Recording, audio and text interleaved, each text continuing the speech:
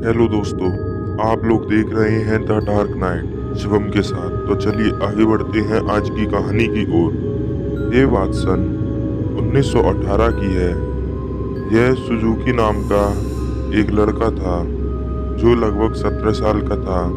एक दिन वो एक मेले में गया और मेले में जाकर उसने एक डॉल देखी। वह डॉल देखते ही उसने खरीद ली। उसने अपनी छोटी बहन जो कि करीब 2 साल की थी उसने जाकर दे दी और उस डॉल का नाम ओकीकू रख दिया। वह डॉल उसकी छोटी बहन को बहुत ज़्यादा पसंद आई। वह लड़की उस डॉल के साथ हमेशा खेलने लगी, हमेशा सोती थी, रहती थी। उस डॉल के साथ उसका बहुत ज़्यादा लगाव हो गया था। एक साल बाद जब वह लड़की करीब 3 साल की हुई तो उसे एक बीमारी लग गई। उसे जोरों से बुखार आने लगा।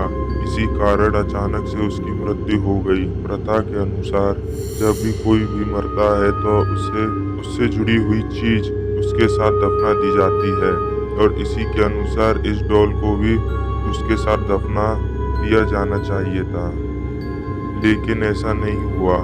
कारण कुछ भी हो, उस डॉल को उसी के कमरे में रख दिया गया।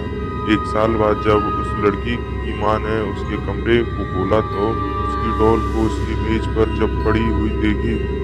उस डॉल को देखते ही वह हैरान हो गई। आखिर क्यों वह हैरान रह गई? क्योंकि जब वह डॉल खरीद के लाए थे तो उसके बाल कंधे तक थे। अब वह बढ़कर उसके कमर तक हो चुके थे। यह देखकर वह बहुत ज्यादा हैरान हुई। उसने अपने पति को भी बुलाया और अपने बेटे को भी बुलाया, वही पूरी बात बताई।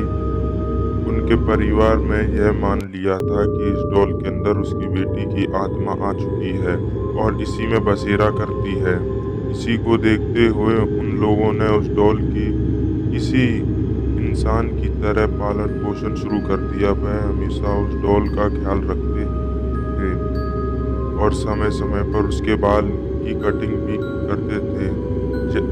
और जैसे ही उसके बाल कमर तक आते वैसे ही उसके बाल को काट दिया जाता था। कुछ सालों बाद उन्होंने अपना घर चेंज कर दिया, लेकिन वह इस बार इस डॉल को अपने साथ लेकर नहीं आए, बल्कि उन्होंने एक मंदिर में से सौंप दिया। उन्होंने इस डॉल को दिखाते हुए मंदिर के पुजारियों को पूरी बात बताई।